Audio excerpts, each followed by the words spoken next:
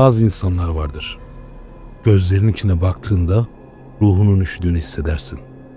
Ama Wade Wilson farklıydı. O, mahkeme salonunda kurbanların ailelerine bakıp gülümsediğinde dünya sadece üşümedi. Adeta dondu. Çizgi roman kahramanı Deadpool ile aynı ismi taşıyor olabilir. Ama o bir kahraman değil. Kendi babasının deyimiyle o bir canavar. Bugün sadece işlenen iki cinayeti değil, bir insanın nasıl yaşayan bir kabusa dönüştüğünü ve toplumun karanlığa nasıl garip şekilde hayran kaldığını anlatacağım. Wade Wilson 6 Ekim ve 7 Ekim 2009 tarihlerinde gerçekleştirdiği cinayetler sadece kurbanlarını seçme hızıyla değil, bu süreçteki aşırı vahşeti ve cinayet sonrası sergilediği tüyler ürpertici rahatlığıyla saf kötülük olarak tanımlanmıştır. Olayın detayları, mahkeme kayıtları ve Wilson'ın babasına yaptığı itiraflara geçmeden önce çocuklarınızı ekrandan uzaklaştırın veya kulaklık takın. Bu anlatacaklarım rahatsız edici olabilir. Hazırsan anlatıyorum.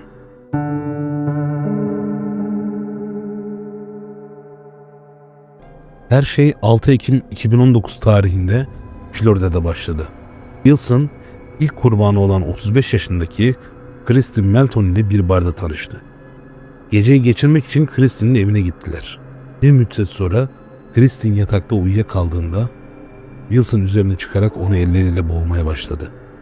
Wilson daha sonra bu anı anlatırken kurbanının hiçbir suçu olmadığını, sadece canı öyle istediği için bunu yaptığını ifade etti. Kadını katletmesinin ardından Wilson evden hemen ayrılmadı.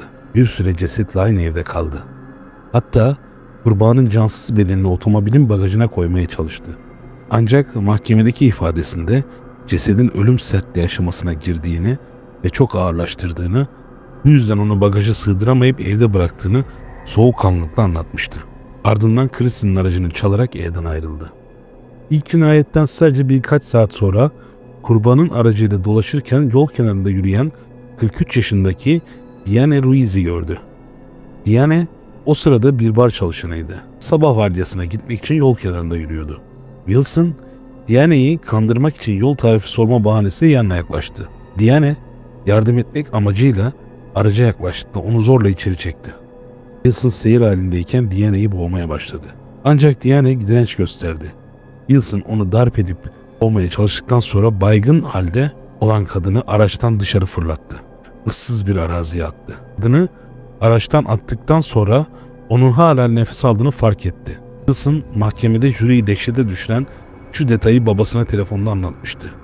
Onun ölmediğini görünce direksiyonu üzerine kırdım ve kadının üzerinden arabayla defalarca geçtim.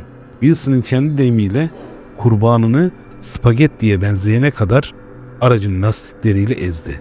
Wilson bu iki cinayeti işledikten sonra sanki sıradan bir gün geçirmiş gibi eski kız arkadaşı Melissa'nın yanına gitti. Melissa'ya yönelik saldırısı sırasında kullandığı aracın içinde kurbanlarına ait eşyalar ve kar izleri bulunuyordu.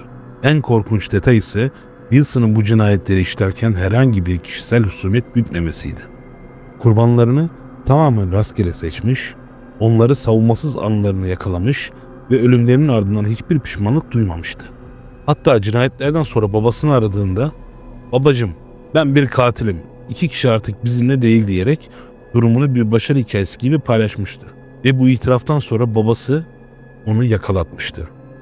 Wilson yakalandıktan sonra mahkemeye çıkarıldı. Ancak davanın karara bağlanması pandemi ve hukuksal engeller nedeniyle tam 5 yıl sürdü.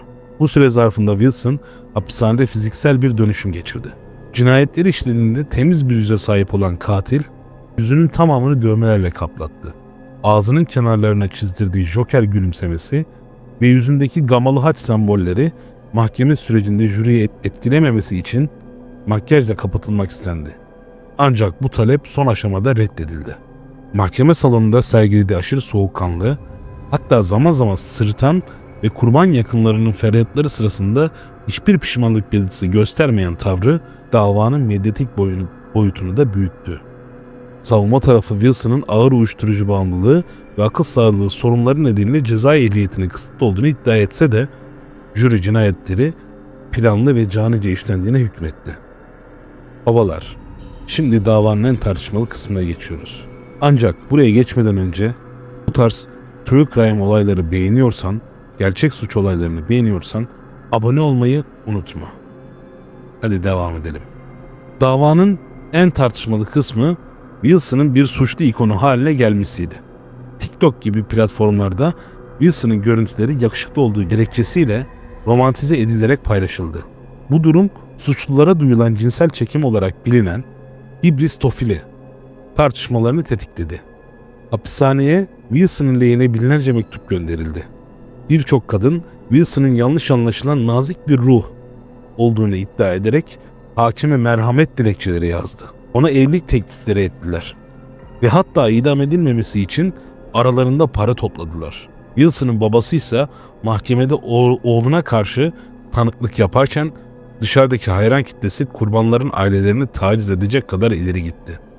Ağustos 2024'te yargıç jürinin tavsiyesine uyarak Wade Wilson hakkında idam cezası kararı verdi.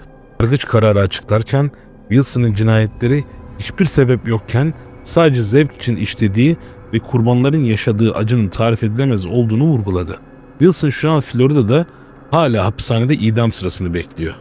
Hem kurbanların uyguladığı dehşet hem de bir katilin nasıl bir sosyal medya fenomenine dönüştüğünün en korkunç örneği olarak suç tarihindeki yerini aldı. Bir sonraki hikayemi kaçırmamak için kanala abone ol. Çünkü bir sonraki hikayede Wade Wilson gibi sosyal medya fenomeni haline gelen, insanlardan evlilik teklifleri alan, sürekli aşk mektupları yazılan kadının hikayesini anlatacağım. Bu olayı beklerken sıkılmamak için ekrana şuralarına çıkan kartlardan diğer videolarımı da izleyebilirsin. Bir sonraki olaya dek. Eyvallah.